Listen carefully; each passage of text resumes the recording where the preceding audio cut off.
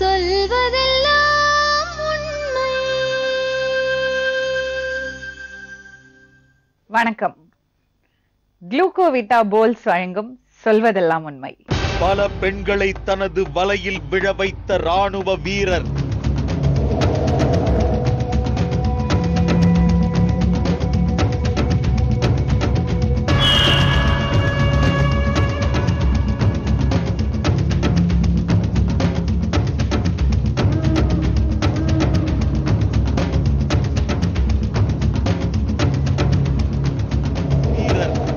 எப்படி இருந்த பொண்ணு இப்ப எப்படி இருக்கா தெரியுமா? இந்த இளம் பெண் இவரிடம் எப்படி சிக்கி சீரழிந்தார்? நல்ல ஒரு பொண்ணு ஒரு தப்பானவன் கையில போய் மாட்டிக்கிட்டா என்ன நடக்கும்? இது பாருங்களேன். எப்படி இருந்த பொண்ணு இப்ப எப்படி இருக்கா தெரியுமா? நமக்கே எப்படி இருக்குன்னா பெத்தவங்களுக்கு எப்படி இருக்கும்? அவ வாழ்க்கையில என்ன நடந்திருக்கு பேசி பார்க்கலாம்.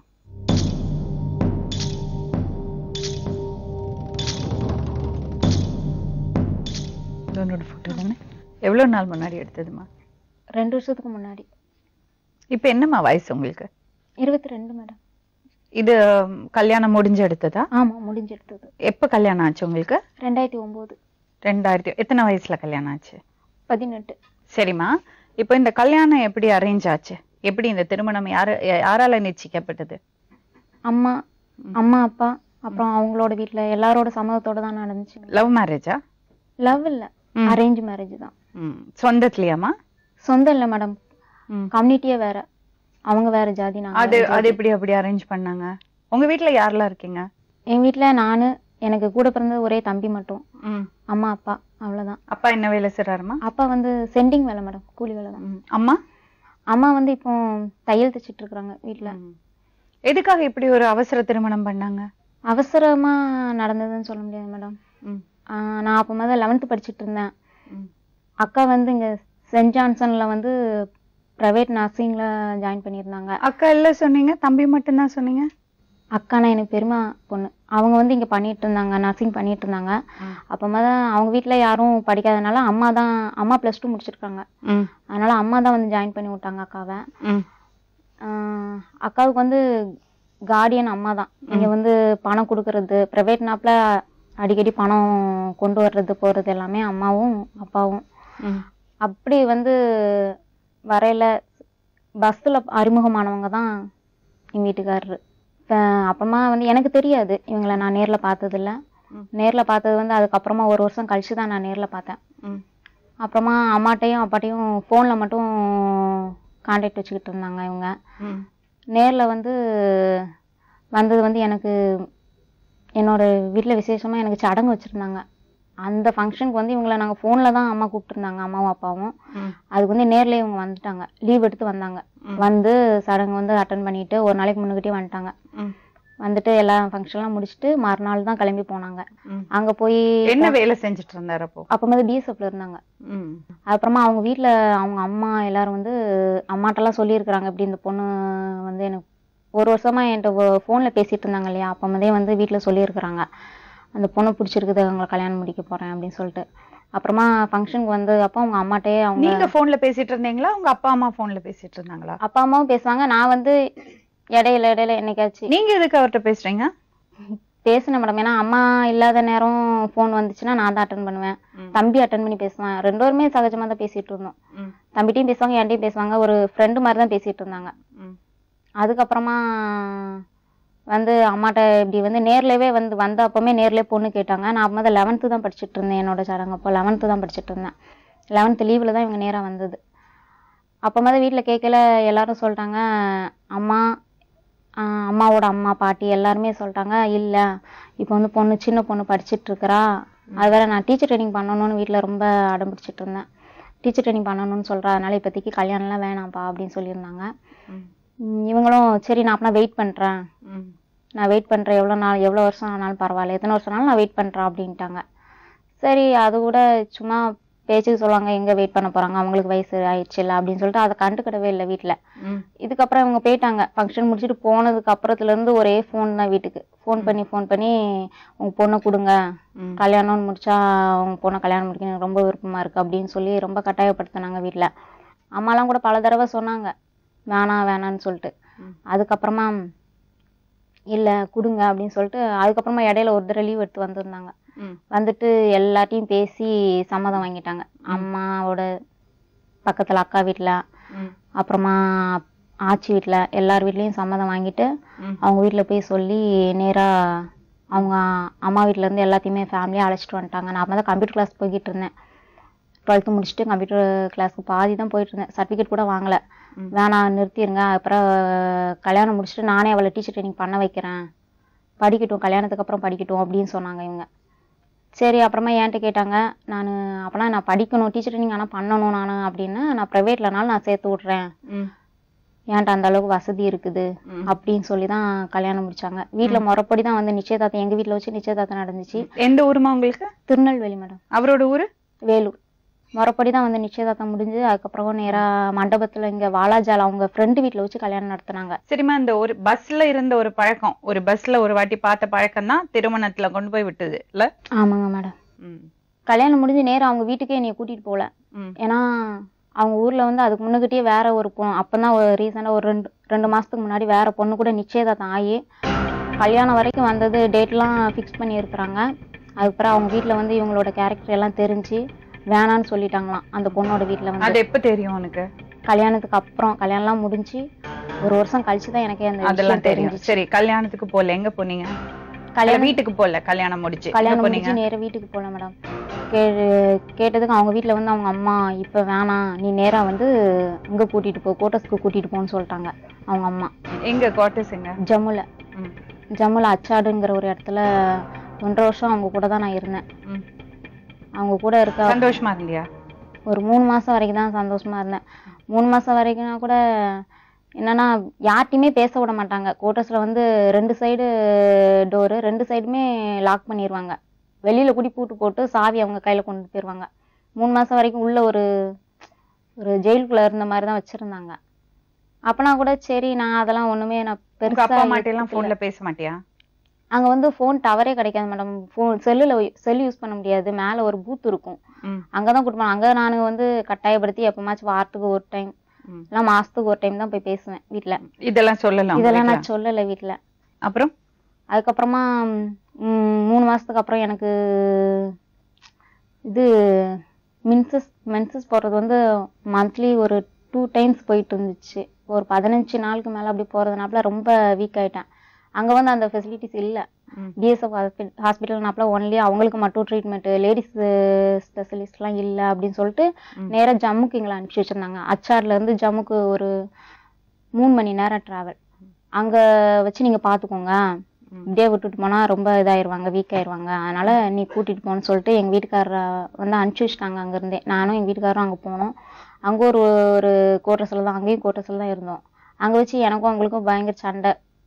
ரொம்ப குடிச்சிட்டு வந்துட்டு அப்புறமா குடிச்சிட்டு ஜாதி பத்தி எல்லாம் தப்பு தப்பா பேசினாங்க. உங்க வீட்டுல இருந்து ஒண்ணுமே செய்யல, அப்புறமா உன்னைய போய் கல்யாணம், ரொம்ப குறைஞ்ச ஜாதி வேற, நீ உன்னைய கல்யாணம் முடிச்சுட்டு வந்துட்டேன் அப்படின்னு சொல்லிட்டு ரொம்ப சொன்னோன்னே எனக்கு என்ன செய்யணும்னு தெரில. அங்க வச்சு டேப்லெட் பாய்சனிங் எடுத்தேன். 30 மாத்திரை 30 மாத்திரை. அவங்க வந்து டெய்லி டேப்லெட் வேற எடுத்துட்டு இருப்பாங்க. என்ன டேப்லெட்? அல்ப்ராக்ஸ் எடுப்பாங்க. எதுக்குமா? தூக்கம் வராது அவங்களுக்கு. நைட்டு வந்து தூங்கவே மாட்டாங்க. அந்த டேப்லெட் போட்டா மட்டும்தான் தூங்குறது. அப்புறமா ட்ரிங்க்ஸும் உண்டு. இதெல்லாம் நான் சொன்னேன், கேட்கல. சரின்ட்டு நான் அதை அப்படியே விட்டுட்டேன். அந்த நேரத்துல அந்த சண்டையில வந்து எனக்கு என்ன பண்ணணும்னு தெரியாம அவங்க டேப்லெட் எடுத்து போட்டேன். இது வந்து கல்யாணம் முடிஞ்சு 4வது மாசத்துல டேப்லெட் பாய்சனிங் எடுத்துட்டு அன்னைக்கு நைட்டு என்ன நடந்துச்சு எனக்கு தெரியாது. அவங்க தான் கூட்டு போய் ஹாஸ்பிட்டல்ல சேர்த்துருக்குறாங்க. வீட்டுல வந்து ஃபோன் பண்ணி உங்க பொண்ணு இறந்து போயிட்டான்னு சொல்லியிருக்கிறாங்க. வீட்டுல பயந்து போய் எஸ்பி ஆஃபீஸ்ல வந்து அங்க திருநெல்வேலியே வந்து கம்ப்ளைண்ட் பண்ணியிருக்கிறாங்க. இதெல்லாம் எனக்கு ஒண்ணுமே தெரியாது, இந்த நடந்ததே எனக்கு தெரியாது. கம்ப்ளைண்ட் பண்ணி அப்புறமா இவங்களுக்கு இங்க வந்து அவங்களோட ஆபீசர்லாம் வந்து பயங்கரமா திட்டிருக்காங்க கூப்பிட்டு. அதுக்கப்புறம் நான் உயிரோட இருக்குன்னு வந்து பேசுனீங்க. ஆமா, அம்மாட்ட வந்து பேச வச்சாங்க. எனக்கு பாதி மயக்கத்துல நான் வந்து என்னோட பேசினேன் அம்மாட்ட. அம்மா மட்டும் பேசினாங்க. ஒரு வார்த்தை மட்டும் நல்லா இருக்கம்மா அப்படின்னு மட்டும் தான் சொன்னேன். அது மட்டும் ஞாபகம் இருக்கு. அதுக்கப்புறம் ஒன்றும் பேசலை நான். அப்புறம் அம்மா வந்து ஃபோனில் வந்து சொன்னாங்க, என் பொண்ணை கூட்டிட்டு வந்துருங்க, இல்லைன்னா நான் வந்துடுறேன் என் பொண்ணை கூப்பிட்டு வர்றதுக்கு, இதுக்கு மேலே அவங்க இருக்க வேண்டாம் அப்படின்னு சொன்னாங்க. என் பொண்ணை நான் கூட்டிட்டு வந்துடுறேன்னு சொல்லிட்டு கிளம்பி வர்றதுக்கு எல்லாம் ரெடி பண்ணாங்க. அதுக்குள்ளேயும் இவங்க வந்து நீ காலில் விழுந்துட்டு நீ போனா நான் வந்து உயிரோடே இருக்க மாட்டேன், இப்போ வர இதுக்கு வந்து கேஸ் ஆயிடுச்சு, நீ இருந்தால் மட்டும்தான் என் வேலை என் கூட இருக்கும், இந்த வேலைக்கு நான் எவ்வளோ கஷ்டப்பட்டுமே எனக்கு தான் தெரியும், நீ போகாத, நான் நல்லா வச்சுக்கிறேன், நீ இனிமே எனக்கு சண்டை வராது அப்படின்னு சொல்லி பயங்கரமா சமரசம் பண்ணிட்டாங்க. சரின்னு சொல்லிட்டு நானும் வேலையில இருக்கிறாங்களே நம்மளால வேலை போயிடும் அப்படின்னு சொல்லிட்டு தான் அந்த நேரத்துல அப்படி இருந்துக்கிட்டேன் அவங்க கூடவே. சரி இனிமே வந்து. சரிம்மா, அப்படி இருந்தீங்க. எப்போ இந்த பிரச்சனை ஆரம்பிச்சது? எப்படி உனக்கு தெரிஞ்சது இந்த மாதிரி கான்டாக்ட்ஸ் இருக்கவருக்கு வேற கல்யாணம் பண்ணிருக்காருனால? எப்ப தெரிஞ்சது உனக்கு? வேற கல்யாணம் முடிச்சது இப்போ போன 9ஆம் தேதி தான் கல்யாணம் முடிச்சிருக்காங்க. அப்படியா? அப்போ ஒன்னு கல்யாணம் பண்ணறதுக்கு முன்னாடி வேற கல்யாணம் பண்ணல? கல்யாணம் பண்ணல. ஆனா பொண்ணுங்க கூட வந்து நிறைய பொண்ணுங்க கூட தொடர்பு. நான் அப்பமா தான் அங்க வச்சு வந்து எனக்கு யாரும் சொல்லல. ஃப்ரெண்டுங்க வந்து சும்மா மட்டும் சொன்னாங்கன்னா, இப்படி இவனுக்குலாம் உனக்கு முன்னாடியே நிறைய பொண்ணுங்க கூட இது பழக்கம்லாம் இருக்குமா அப்படின்னு சொன்னா நான் கூட அதை வந்து பெருசாவே எடுத்துக்கல. அது என்ன என் வீட்டுக்காரரை பத்தி நீங்க குறை சொல்லாதீங்க, எனக்கு தெரியும், அவங்க மேல ரொம்ப நம்பிக்கை எனக்கு, அப்படிலாம் இருக்க மாட்டாங்க அப்படின்னு சொல்லிட்டு. என் வீட்டுக்காரனே எனக்கு ரொம்ப உயிர் மேடம், ரொம்ப பிடிக்கும். எங்க அப்பாவை எவ்வளோக்கு எவ்வளோ நான் இது பண்ணணும் அந்த அளவுக்கு எங்க வீட்டுக்காரரை நான் நேசிச்சேன். அந்த அளவுக்கு தான். எப்படின்னா அவங்க தான் உலகம் அப்படின்ட்டு தான் நான் இருந்தேன். நான் ஏதோ அவங்க காட்டின பாசத்துல வந்து நான் வந்து இது பண்ணிட்டேன். எதையுமே நான் பெருசா எவ்வளவோ அதுக்கப்புறம் இந்த டேப்லெட் பாய்சனிங் எடுத்ததுக்கு அப்புறம்லாம் இவங்க கம்ப்ளைண்ட் கொடுத்ததை வச்சு ரொம்ப டார்ச்சர் பண்ணாங்க. வந்து கோட்டர்ஸ்ல வச்சுட்டு டெய்லி அடிதான், டெய்லி அடிப்பாங்க. முகத்துல தழும்பில்லாத இதே இருக்காது. அங்க வச்சு வேற நல்லா கலரா இருந்ததுனாப்ப நல்லா தெரியும், அந்த தழும்பு இருக்கிறது வந்து நல்லா தெரியும். அதனால பக்கத்துல கோட்டர்ஸ்ல உள்ளவங்கலாம் கேட்பாங்க, என்னம்மா என்னாச்சு அப்படின்ட்டு. டெய்லி மூஞ்சில எங்கேயாச்சும் மூஞ்சில பயங்கரமா காயம், நெத்தியில கன்னத்துல எல்லாம் பயங்கரமா காயம் விழும். அடிச்சு ஒரு தடவை கத்திய வச்சு கட் பண்ணி கையில எல்லாம் கூட ரத்தம் வந்துருக்குது. பயங்கரமா சண்டை, பயங்கரமா அடிக்கிறது. உன்னாலதான் என் வேலையே போகுது, இனிமே என் வேலைக்கு மட்டும் ஏதாச்சும் ஆச்சுன்னா கண்டிப்பா உன்னை கொன்றுவேன், இங்க வச்சே கொன்னுருவேன், கொன்னுட்டு எப்படி பண்ணணுமோ அதை நான் பண்ணிக்குவேன், அந்த அளவுக்கு எனக்கு தைரியம் இருக்கு அப்படின்னு சொல்லி சொன்னாங்க. எப்படிமா திரும்பி வந்த வீட்டுக்கு? திரும்பி வந்து அதுக்கப்புறமா டெலிவரிக்கு தான் மேடம் என்னை கூட்டிட்டு வந்தாங்க. ஓ, பிரெக்னெண்டா இருந்தியா? ஆமா. அதுக்கப்புறம் டெலிவரிக்கு கரெக்ட். குழந்தை இருக்காமா உனக்கு? 3 வயசு ஆகுது மேடம் குழந்தைக்கு. போன தீபாவளிக்கு வந்து இங்க 15 நாள் இவங்க வீட்டுல வந்து இருந்தேன். அப்பமா தான் இவங்களுக்கே தெரியாம அவங்களோட சூட்கேஸ்ல பாக்கையில தான் நிறைய கேசட், நிறைய மெமரி கார்டு இருந்துச்சு. அந்த மெமரி கார்டுல இருந்து ஒரு 3 மெமரி கார்டு மட்டும்தான் எடுத்துட்டு வந்திருந்தேன். 3 மெமரி கார்டு, ஒரு பென்ட்ரைவர் மட்டும்தான் எடுத்துட்டு வந்திருந்தேன்.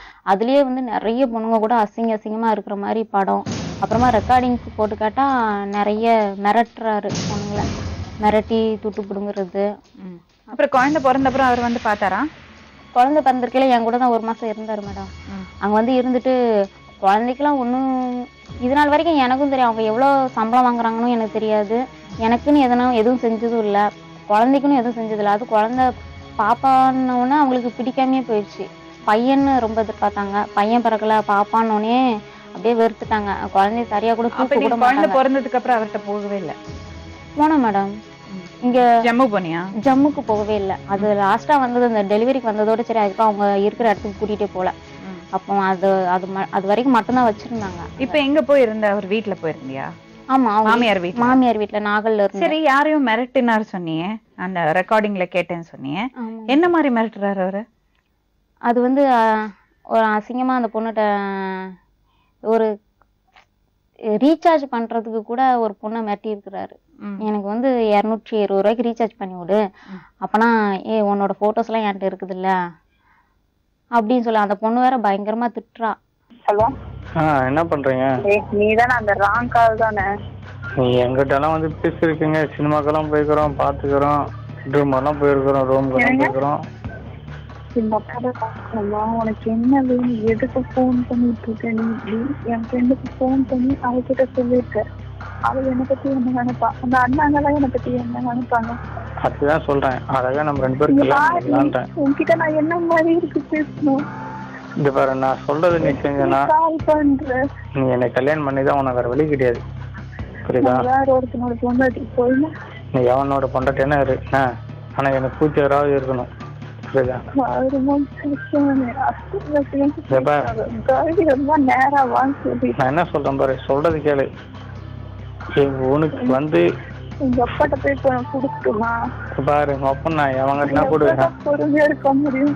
எவங்கிட்டனா கொடு, நான் பேச ரெடி. எதுக்கு போன் பண்ணிட்டு இருக்கேன்? ஃபர்ஸ்ட் சுஷா பேர சொல்லி நீ போன் பண்ண.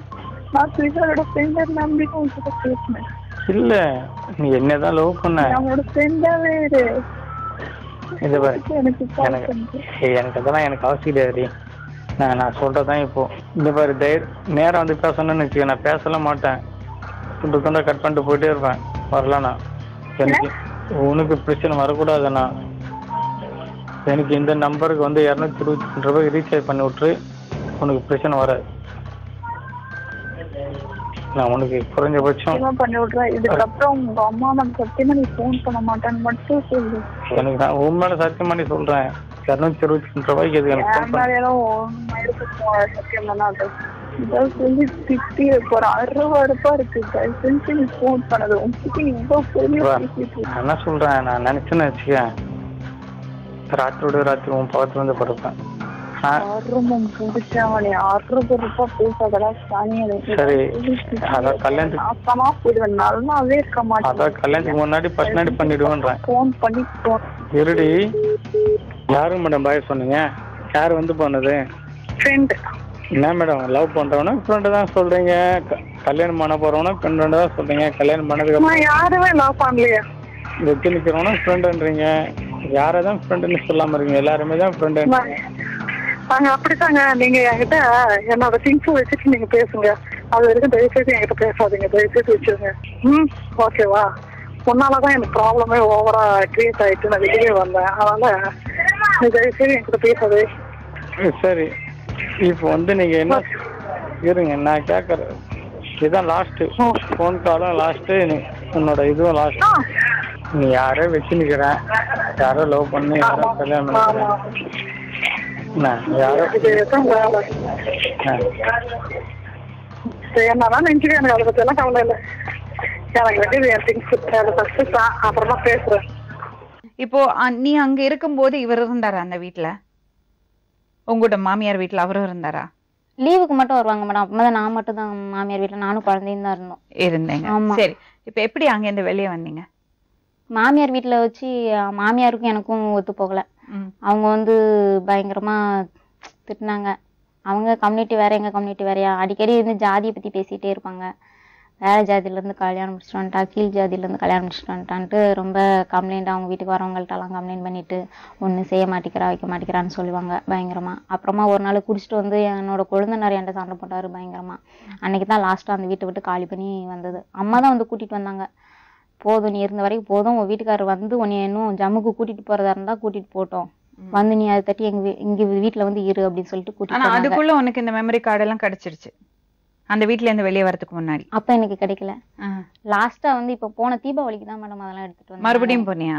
அதுக்கப்புறம் வந்தாங்களே அவங்க, வந்தாரு வீட்டுக்கு வந்தாரு. வீட்டுக்கு வந்துட்டு கூட்டிட்டு போறதா சொன்னாங்க, ஆனா கூட்டிட்டு போல. அதுக்கப்புறமா தான் நான் லாஸ்டா வந்து குழந்தைய தூக்கிட்டு இங்க வந்து இருந்தேன். பாப்பாவுக்கு 7வது மாசத்துல தூக்கிட்டு வந்து இங்க வீட்டுல எடுத்துட்டு இருக்கேல. அதுக்கு முன்னாடி ஒரு பிரச்சனையில தான் வந்து அம்மா கூட்டிட்டு வந்தாங்க. நல்லா என் கூட நல்லா பேசிட்டு நல்லா இருந்தாரு. அவங்க தம்பிக்கு வந்து பொண்ணு பார்த்துட்டு இருந்தாங்க. நானும் சேர்ந்து 2 பேரும் தான் ராணிப்பேட்டையில பொண்ணு பார்த்தோம். அந்த பொண்ணு வீட்டுல போய் எல்லாம் அவங்க ஏதோ கோவிலுக்குலாம் போனாங்க. அங்கெல்லாம் போயிட்டு நல்லா தான் வந்து இருந்தோம். ஆனா எனக்கே தெரியாம வீட்டுக்கு ஃபோன் பண்ணி உங்க பொண்ணு வந்து திடீர்னு மண்ணெண்ணெய் எடுத்து மேல ஊத்திட்டு தீய வச்சுக்கிட்டா அப்படின்னு சொல்லியிருக்கிறாரு. எனக்கு இந்த நடந்த விஷயமே எனக்கு தெரியாது. வீட்டுல இருந்து அம்மா மறுநாள் காலையில கிளம்பி அங்க வந்து நிக்கிறாங்க, ராணிப்பேட்டையில வந்து நிக்கிறாங்க. என்னம்மான்னு கேட்டா, உன் புருஷன் நீ செத்து போயிட்டான்னு சொல்லிட்டாங்களே, நீ உயிரோட இருக்கிற அப்படின்னு சொல்லி வந்து அம்மா கேட்டாங்க. இப்ப என்ன பிரச்சனை? எப்போ அங்க இந்த வீட்டுல இருந்து வெளியே வந்த? எதுக்காக வெளியே வந்த? வீட்டுல இருந்து வெளியில வந்ததா மேடம். அதான் அன்னைக்கு லாஸ்டா அந்த அதுக்கப்புறம் தான் வீட்டுல அம்மா கூட்டிட்டு வந்துட்டாங்க. நீ எத்தனை இதோட வந்து எப்பமா அந்த போட்டோ கிடைச்சிச்சு உனக்கு? தீபாவளிக்கு மேடம். தீபாவளிக்கு எங்க இருந்த? நான் தீபாவளிக்கு நான் படிச்சிட்டு இருந்தேன். எங்க?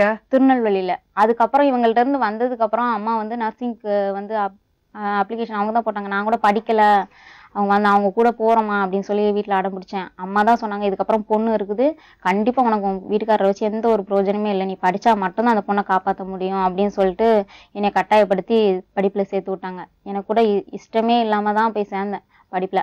அதுக்கப்புறம் மறுபடியும் இவங்க 3 மாசத்துல வந்து மறுபடியும் கூட்டிட்டு வந்தாங்க லீவுக்கு. இதோட 2 தடவை அப்படி லீவுக்கு கூட்டிட்டு வர்றது, ஊர்ல கொண்டு போய் விட்டுறது அப்படின்னு தான் இருந்தோம். போன தடவை லீவுக்கு தீபாவளிக்கு வந்திருக்கல, 5 நாள் லீவ் எடுத்துட்டு 10 நாள் எக்ஸ்ட்ரா பண்ணிட்டாங்க. நான் போகணும்னா நாளைக்கு போவோம்னு சொல்லி ஏமாத்திக்கிட்டே இருந்தாங்க. அந்த நேரத்துல தான் நான் ஒரு தற்சமயமா அவங்களுக்கு தெரியாம அவங்க சூட்கேஸ் ஓபன் பண்ணி பார்க்கல தான் இப்படி இதெல்லாம் இருந்துச்சு. அதை எடுத்துட்டு நான் கேட்கலையா நீங்க உங்க வீட்டுக்காரர்? அதை நான் போட்டே பார்க்கல மேடம். இதையும் கேட்கல. ஆஹா. அப்புறம் எப்படி வீட்டுக்கு எடுத்துட்டு வந்தீங்க அந்த மெமரி கார்டை? சும்மாதான் இருக்கட்டும், என்னது இருக்குன்னு பாக்கலாம் அப்படின்னு சொல்லிட்டு எடுத்துட்டு. உங்க மனசுல ஒரு டவுட் இருந்தது? ஆமா. ஏன் அப்படி ஒரு டவுட் வந்தது? கண்டிப்பா ஒரு சந்தேகம் இருந்துச்சு.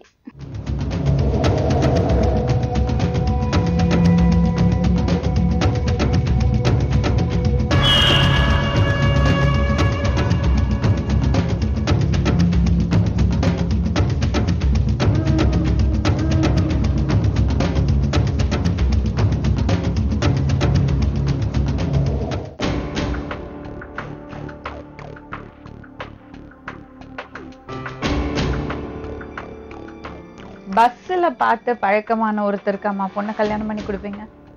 ரொம்ப நாள் மறுபடியும் வீட்டுக்கு வந்து போயெல்லாம் இருந்தாங்க சார் மேடம். அவர் எதுக்கு உங்க வீட்டுக்கு வந்தாரு? ஃப்ரெண்ட்லியே தான் முதல்ல பழகினாரு. ஃப்ரெண்ட்லியே தான் வந்தாங்க வீட்டுக்கு. அது என்ன ஃப்ரெண்ட்லி? பஸ்ல பார்த்து பழக்கானவருக்கு யாராவது பொண்ணு கொடுப்பாங்களா? அது இந்த பொண்ணு வேற போன்ல பேசியிருக்கு. ஏன் இப்படி அவசரப்பட்டீங்க? 2005ல இருந்து அவர் நல்லா தெரியும் சார் மேடம். அவங்க வீட்டுல இருந்தெல்லாம் அவங்க அம்மா எல்லாரும் கால் பண்ணி பேசுவாங்க. அவங்க வீட்டுக்கு நான் கிரக பிரவேசத்துக்குலாம் நான் போனோம் மேடம். அவங்களே எங்க வீட்டுக்கு பாப்பா சடங்குக்கெல்லாம் வந்திருந்தாங்க மேடம். ரொம்ப ரொம்ப கேர்ஃபுல்லா இருக்க வேண்டாமா? பாருங்க எவ்வளவு சின்ன பொண்ணு, இப்படி வாழ்க்கை பாழா போயிடுச்சுல. இப்ப என்ன சொல்லி என்னமா பிரயோஜனம்? நல்லவமா ரொம்ப நல்லவங்களா நடிச்சாங்க மேடம். குடும்ப ஃபேமிலி எல்லாருமே நல்லவங்க மாதிரி தான் நடிச்சாங்க. இப்ப இந்த பிரச்சனை இந்த பையனுக்கா இல்ல குடும்பத்துக்கேவா? இப்போ 2வது கல்யாணம் முடிச்சு வச்சது ஃபேமிலியோட சேர்ந்து தான் கல்யாணம் முடிச்சு வச்சிருக்காங்க. யார் இதுல ஏது 2வது பொண்டாட்டி? 2வது பொண்டாட்டியுடைய போட்டோஸ் அவங்கள பார்த்து இல்ல. இப்ப அத தவறே இருக்கிறது கனெக்ஷன்ஸ் தான் இதெல்லாம். இதெல்லாம் யாருன்னு கண்டுபிடிச்சீங்களா? அவங்க எல்லாமே பக்கத்து ஊருன்னு சொல்றாங்க. எனக்கு யாரு சொன்னாங்க? அவங்க ஊர்ல உள்ளவங்க. ஊர்ல இருக்கிறவங்களுக்கு காமிச்சீங்களா? ஊர்ல உள்ளவங்கன்னா கவுன்சிலர் ஒருத்தர், அவங்க தான் இப்ப வந்து பண்றது. அவங்க தான் சொன்னாங்க எல்லாம் பக்கத்துல உள்ளவங்க தான்மா. இதெல்லாம் கல்யாணத்துக்கு அப்புறம் எடுத்த போட்டோ மாதிரி இருக்கு. இல்ல மேடம், இது கல்யாணத்துக்கு முன்னகட்டியே. இந்த போட்டோ மட்டும் நான் முதல்ல கல்யாணத்தப்ப பாக்கல, கேட்டதுக்கு என்னோட ஃப்ரெண்டுன்ட்டாங்க. இந்த ஃப்ரெண்டோட எடுக்கிற மாதிரி இல்லையம்மா? அதுதான் நான் கேட்டேன். இந்த பொண்ணு அதே பொண்ணுதான் இது.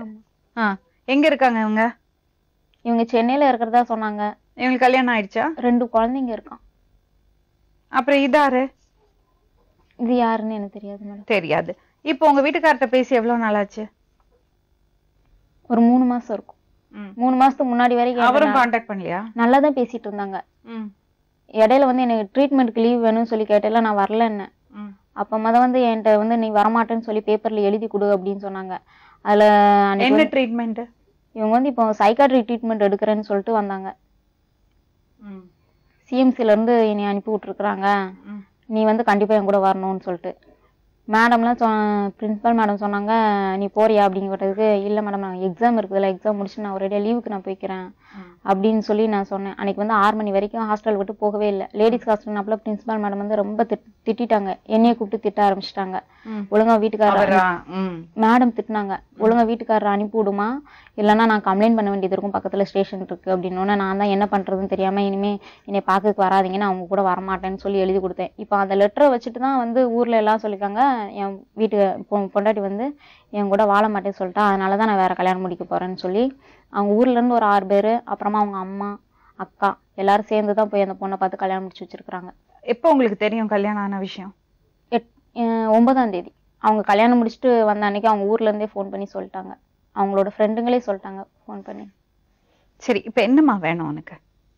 என்னோட வாழ்க்கை போயிடுச்சு, அவ்வளவுதான் மேடம். அது வந்து இனிமே எனக்குன்னு ஒரு பொண்ணு இருக்கு, நான் பாத்துக்குவேன். இப்போ 2 வருஷம் முடிச்சிட்டேன், இன்னும் 1.5 வருஷம் தான்.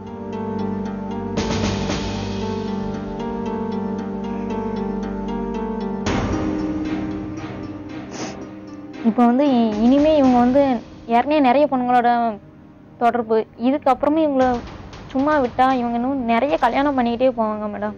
அந்த பொண்ணை எப்படி ஏமாற்றி கல்யாணம் முடிச்சாங்கன்னு தெரியல. என்னையும் ஒரு ஏமாத்தின மாதிரி தான் இவங்களை கல்யாணம் முடிச்சிருக்கிறாங்க. இனிமே அவங்க வந்து கல்யாணம் இந்த பொண்ணுங்க கூட தொடர்பு எல்லாம் இருக்கக்கூடாதுன்னா கண்டிப்பாக அவங்க வந்து இந்த வேலையிலே இருக்கக்கூடாது மேடம். அவங்க வந்து எல்லை பாதுகாப்பு படையிற இருக்கிறதுக்கு உண்மையிலேயே தகுதியே இல்லை.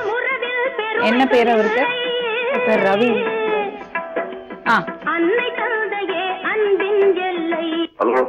ஹலோ, வணக்கங்க. வணக்கம். நான் சொல்வதெல்லாம் உண்மையில இருந்து லட்சுமி ராமகிருஷ்ணன் பேசுறேன். சொல்லுங்க. மிஸ்டர் முருகேஷன் தானே பேசுறீங்க? ஆமாங்க. மிஸ்டர் முருகேஷன், இங்க வித்யாங்கிற பொண்ணு வந்திருக்கா. நீங்க மக்கள் சேவையில இருக்கீங்க. ஆமாங்க. இந்த பொண்ணை வந்து ஏமாத்தி கல்யாணம் பண்ணி அந்த பையன் வந்து மறுபடியும் வேற ஒரு கல்யாணம் பண்ணிருக்காராம். உங்களுக்கு தெரியும் இந்த விஷயம் சொல்றாங்க? ஆமா, தெரியும் தெரியும். என்னங்க விஷயம் இது? என்ன நீங்க எல்லாம் கேட்க மாட்டீங்களா? அதாவது மனுஷனுங்களுக்கு சொல்ல முடியும். சரிங்க, இதுல யார மனுஷன் இல்ல? அவன் மனுஷன் இல்ல. அப்புறம் நீங்க சும்மா விடலாமா? நாங்க என்ன பண்ண முடியும்? சொல்ற வேலை சொன்னோம். அவன் வந்து தன்னை வந்து ஒரு மென்டல்னு சொல்றான். அதுக்காக ட்ரீட்மெண்ட் எடுக்கணும். அங்க ஹாஸ்பிட்டல்ல வந்து மனைவியோட வான்னு சொல்றாரு டாக்டர். என் மனைவி வரமாட்டேங்கிறா, அதுக்காக இன்னொரு கல்யாணம் பண்ண வராமா அப்படின்னு சொல்லிட்டு இந்த மாதிரி பண்றான். வேண்டாண்டா, முறைப்படி செய்யணும், சட்டப்படி செய்யணும் சொல்லி சொன்னோம். எங்களுக்கு யாருக்கும் தெரியாம பண்ணிட்டு போறான். மிஸ்டர் முருகேசன், இப்ப என்ன பிரச்சனைனா, இவரோட இந்த பையன் பேர் என்னமா? உன் புருஷன் பேர் என்ன? ரவி. ரவி. ரவிக்கு வந்து நிறைய பெண்களோட தொடர்பு இருந்திருக்கு. எங்களுக்கே ஒரு கிட்டத்தட்ட 50 போட்டோ இருக்கு எங்க கையிலேயே. அதாவது வந்து அந்த பேப்பர்ல பார்த்த பிறகுதான் அந்த மாதிரி விஷயம் நமக்கு தெரிய வந்தது. பட் லோக்கல்ல வந்து சின்ன சின்ன தவறு செய்யறான்னு சொல்லிட்டு வேற ஆளும் சொல்லுவாங்க. நம்ம தந்தை எதுவும் பட்டதில்லை. வேற ஆளுங்க சொல்லுவாங்க இந்த மாதிரி வந்து சரி கிடையாதாவா இந்த பையன் அப்படின்ட்டு. சரியில்லாத திருப்புதுண்டா, ஒரு மனுஷனா மாத்துவோமே இப்போ அப்படின்னுதான் நாங்க இது பண்ணோம். அவன் எங்களை விரும்ப ஆகிவான் போறது. கடைசியில இன்னொரு பொண்ணை கல்யாணம் பண்ணிருக்காருல, அந்த பொண்ணோட வாழ்க்கையும் போச்சு இல்ல? இந்த பொண்ணோட வாழ்க்கை போச்சு, அந்த பொண்ணோட வாழ்க்கையும் போச்சு. இன்னும் எத்தனை பெண்கள் இப்படி அனுபவிக்கிறாங்களோ? அந்த பொண்ணோட வாழ்க்கை போகல, இவளுக்கு எதுவுமே கிடையாது, எல்லாமே அவளுக்கு தான்றான் அவன். சரி மிஸ்டர் முருகேசன், நீங்க வந்து இந்த கல்யாணத்தை தடுத்து நிறுத்தி இருக்கலாம்ல? தடுத்து நிறுத்துறதுக்கு உண்டான முகாந்திரம் என்கிட்ட எதுவும் இல்லாதனாலதான் நான் அந்த பொண்ணுக்கு தகவல் சொன்னேன். ஓ, நீங்க தான் கூப்பிட்டு சொன்னீங்களா? அந்த வித்யாவுக்கு நான் தான் தகவல் சொன்னேன். 2 வாரத்துக்கு முன்னாடி சொன்ன இந்த மாதிரி சொல்லிட்டு இருக்காமா அவன். நாங்க சொல்லி பார்த்தோம், எதுவும் கேட்கற மாதிரி தெரியல. நீ சட்டப்படி ஏதாவது முன்கூட்டியே அவன் மேல ஏதாவது செய்யுமான்ட்டு தகவல் கொடுத்துதான் நாங்க தான். ஓ, ஓகே ஓகே ஓகே ஓகே. அவர் பண்ணினார்ல, அப்ப நீ உடனே போய் போலீஸ்ல விவரம் சொல்லிருக்கலாம் இல்லையாமா? இல்ல தெரியாது இல்லையா? அவன் வந்து 8ஆம் தேதி, நான் ஒரு தேதி, அப்புறம் 15ஆம் தேதி, அப்புறம் 16ஆம் தேதி, 7ஆம் தேதி 7 மணி நைட்டு கூட வந்து பாத்தீங்கன்னா சாதாரண ஒரு கூலிக்கார மாதிரி ஒரு லுங்கி வச்சு கட்டிருக்கான். அவனை பார்த்தா மாப்பிள்ளன்னு சொல்ல மாட்டாங்க. ஏர்லி மார்னிங் வந்து சண்டே 8ஆம் தேதி சண்டே வந்து 3:30 மணிக்கு கிளம்பி போயிட்டு பஞ்சு வந்துடுறாங்க. வள்ளிமலைன்னாங்க. வள்ளிமலை எங்க இருக்குது? இந்த பக்கம் திருத்தணி பக்கத்துல இருக்குது. இவன் போனது திருப்பத்தூர் சைடு போயிருக்கிறான். அங்க ஏலகிரி மலை ஜலகாம்பாறை என்ற கோயில்ல பண்ணிருக்காங்க. இப்படி மாத்தி மாத்தி தகவல் கொடுத்தா நம்ம எந்த தகவலை வச்சு யாரு சொல்றது? சரி, அவங்க வீட்டுல வேற யாரும் இல்லையா? அம்மா அப்பா அவங்க எல்லாம் இல்லையா? அவங்க அம்மா வந்து இந்த கல்யாணத்துக்கு முன்னாடி ஒரு 10 days பிஃபோர் வந்து என்கிட்ட பேசினாங்க. இந்த மாதிரி சொல்றான் பாவன், எப்படி பாருது? அவங்க வந்து கேள்வி கேட்டா யாருப்பா பதில் சொல்றது? அதான் ஆமாமா, எங்கிட்ட கூட சொன்னா நாங்க எவ்வளவு சொல்லி பார்த்தோம். எனக்கு பொண்டாட்டி இல்லைன்னா நான் எப்படி நான் தனியா இருக்கிறது? அந்த அம்மா வரமாட்டேங்கிறாளே, நான் எத்தனை வாட்டி போய் கூப்பிடுறது அப்படின்னு சொல்றான். அப்ப சரிம்மா இருமா பேசி பார்க்கலாம்னு சொல்லி சொன்னேன். வேணாப்பா எப்படியாவது தடுத்து நிறுத்துங்க அதான் சொன்னாங்க. சரி, நாங்க என்னவோ பண்ணி பார்த்து எவ்வளவு பேசணும். அவன் எங்களுக்கு அதாவது எல்லா விஷயத்துக்கும் கூட இருந்தவன் இந்த சமாச்சாரம் ஸ்டார்ட் பண்ணதுன்னு எங்களுக்கு தனிமா வெளிக்கு போயிட்டு ஏதோ ஒரு வேலை பண்ண வந்துட்டான். சரிங்க, இப்ப என்ன பண்ணலாங்க? என்ன பண்ணுறது? அவங்க போயிருக்காங்க, கோர்ட்டுக்கு போயிருக்காங்க, சட்டப்படி நடவடிக்கை எடுக்க மாட்டேதான். இன்னும் சொல்ல போனா இந்த அம்மா வந்து கல்யாணம் பண்ணிக்கிட்டால இந்த வித்யான்றவா. ஆமா, இவன் வந்து பிஎஸ்எஃப்க்கான முறைப்படி அதெல்லாம் பதிவு பண்ணணும். இவங்க இப்ப செய்யறாங்களே அதெல்லாம் பதிவு பண்ணிருக்கணும். அங்க அவரு செய்யணும் சொல்றாங்களே. பதிவு பண்ணிட்டீங்களா? எனக்கு ஒண்ணும் தெரியாது மேடம். ஆனா கோட்டஸ் வந்து கவர்மெண்ட் கோட்டஸ் சொல்றாங்க. நீங்க ரெஜிஸ்டர் மேரேஜ் பண்ணலையா? ரெஜிஸ்டர் பண்ணல மேடம். மேரேஜ் ரெஜிஸ்டர் பண்ணல. சரி, நீங்க தானே கல்யாணம் பண்ணி வச்சீங்க. அவருக்கு பதில் சொல்லுங்க. சட்டப்படி எல்லாம் பண்ணீங்களா கேக்குறாரு. கல்யாணம் முடிச்ச உடனே அவங்க ஜம்மு கூட்டு போயிட்டாங்க மேடம். ஜம்முக்கு கூட்டிட்டு போயிட்டு அங்க இருந்து ஒரு 3 மாசம் தான் அந்த பொண்ணை நல்லா வச்சிருந்தான். 3 மாசம் கழிச்ச உடனே இந்த பொண்ணுக்கு அவங்க கொஞ்சம் பிரச்சனை வந்தோடனே ஏதாவது டேப்லெட். அதெல்லாம் ஓகேங்க. நீங்க ஏன் கல்யாணத்தை ரெஜிஸ்டர் பண்ணல? ரெஜிஸ்டர் நான் வந்து பண்ணிக்கிட்டேன்னு சொல்லிட்டேன். எனக்கு அவசரம் லீவ் இல்லைன்னு சொல்லிட்டு தான் கூட்டு போனா மேடம். போயிட்டாங்க, உடனே கூட்டு போயிட்டாங்க. நகையெல்லாம் முதல்ல வேண்டாம்னு சொன்னா நகையெல்லாம் 11 பவுன், அவனுக்கு 1 பவுனும் நான் 10 பவுனும் பாப்பாவுக்கும் போட்டு விட்டேன் மேடம். மிஸ்டர் முருகேசன் மேடம், அது இல்ல விஷயம். இப்ப நான் சொல்றது என்னன்னு கேட்டீங்கன்னா, ரிஜிஸ்டர் மேரேஜ் இருக்கட்டும், அதுக்கப்புறம் அவங்க சொல்ற மாதிரி செஞ்சிருக்கட்டும். அதாவது அவன் கம்பெனியில வந்து எனக்கு கல்யாணம் ஆயிடுச்சு, இவரா இவருடைய மனைவி, இவருடைய பேர் இதுன்னு சொல்லிட்டு அவங்க பதிவு பண்ணணும். பதிவு பண்ணாதான் இவன் ரிட்டையர் ஆனாலோ இல்ல ஏதாவது அங்க பிரச்சனை போது அந்த அம்மாவுக்கு சேர பெனிஃபிட்ஸ் எல்லாம் அந்த அம்மாவுக்கு வந்து சேரும். இல்லன்னா இப்ப இவங்க அடுத்த அனாதையா நிக்க வேண்டியதா இருக்கும். அதுக்காக தான் கேக்குறான். அவன் செஞ்சான், அவன் செய்யலன்றான். அதோட கேட்க செஞ்சாங்களா இல்லையா? செஞ்சீங்களா? அங்க போய் ஃபார்ம்ஸ் ஏதாவது ஃபில் பண்ணி கொடுத்தீங்களா? எதுவுமே நான் ஃபில் பண்ணி கொடுக்கல. ஆனா நீங்க மெடிக்கல் இதுக்கெல்லாம் போயிருக்கீங்களா? செக்அப். அப்ப நீங்க வைஃபா இருந்தாதான் அங்க மெடிக்கல் செக்அப் பண்ணுவாங்க. இவங்க அங்க ட்ரீட்மெண்ட் எடுத்திருக்காங்க. குவார்டர்ஸ்லயே அங்க கவர்மெண்ட் குவார்டர்ஸ்ல தான் இருந்தேன் மேடம். சொல்லுங்க சொல்லுங்க. இவங்க அங்க பிஎஸ்எஃப்ல போய் அங்க குவார்டர்ஸ்ல இருக்கும்போது ட்ரீட்மெண்ட் எடுத்திருக்காங்க. ட்ரீட்மெண்ட் கொடுத்திருக்காங்கன்னா இவங்க வைஃபா பதிவா இருக்கணும்.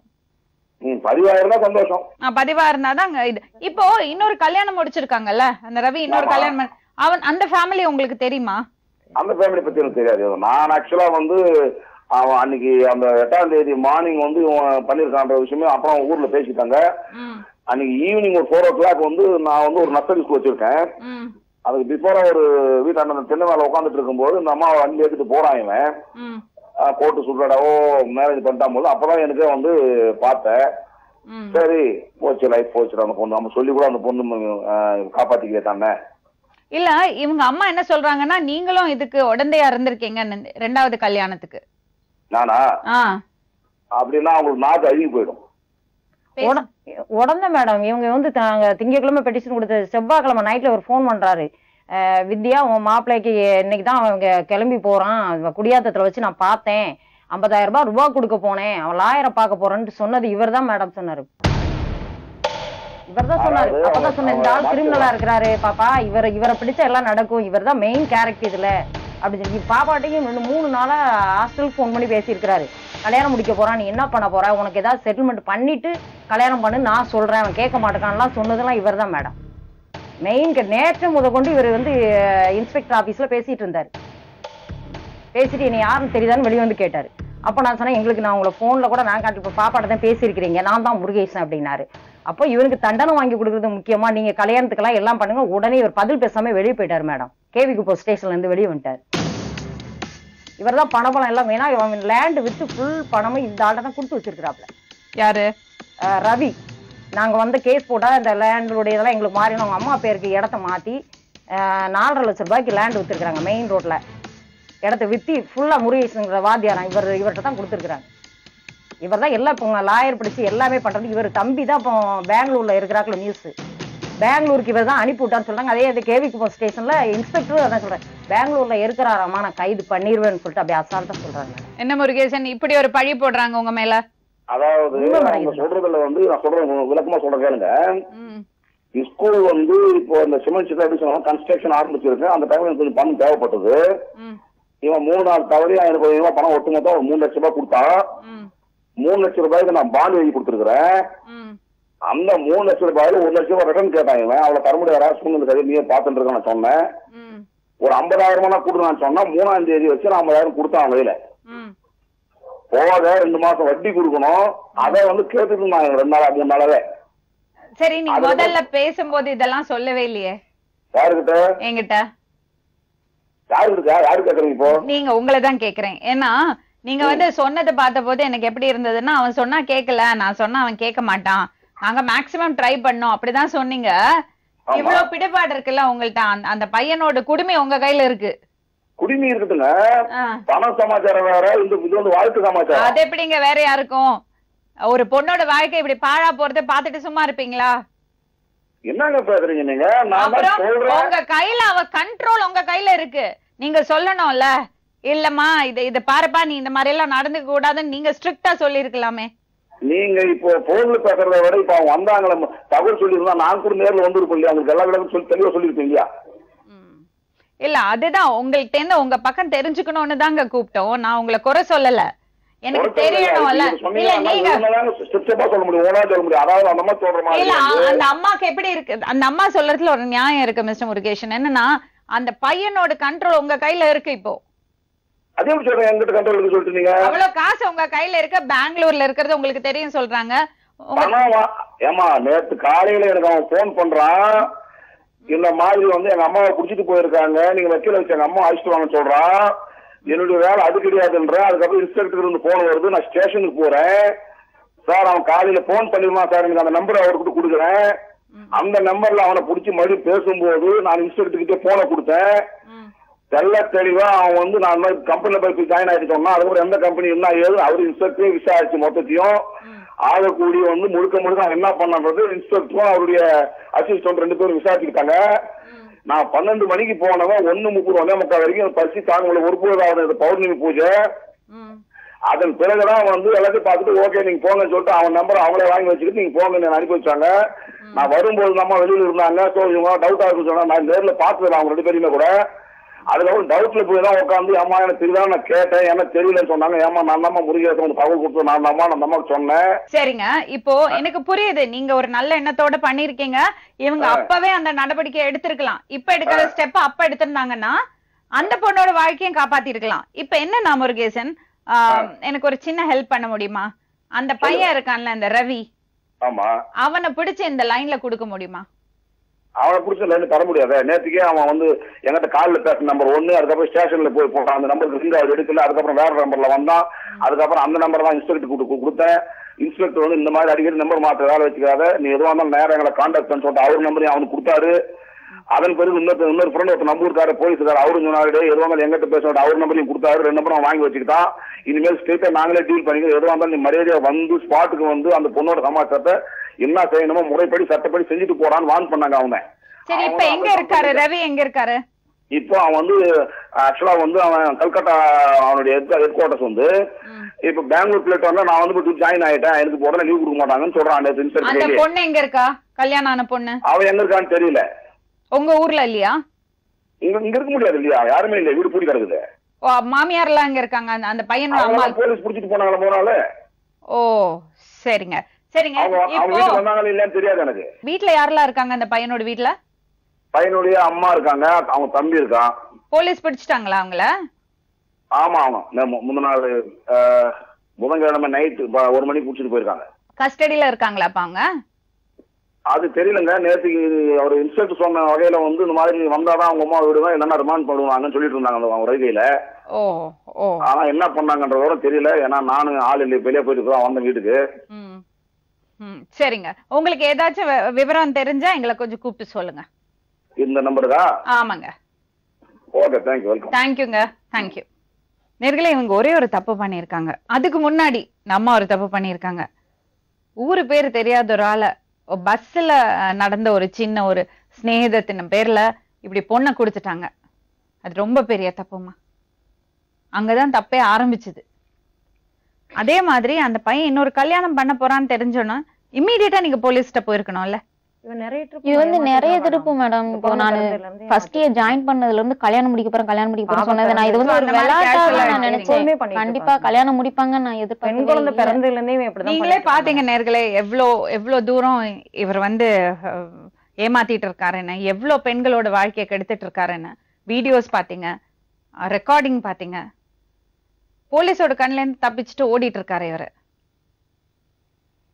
இந்த பொண்ணுக்கு என்னென்ன ஹெல்ப் வேணுமோ, சட்டப்படியா என்ன நடவடிக்கை எடுக்கணுமோ அதுக்கு நம்ம அவளோட இருப்போம். சொல்வதெல்லாம் உண்மை குழு அந்த பொண்ணோட இருக்கும். நாளை மறுபடியும் இன்னொரு உண்மை சம்பவத்துடன் உங்களை சந்திக்கும் வரை நன்றி, வணக்கம். சொல்வதெல்லாம்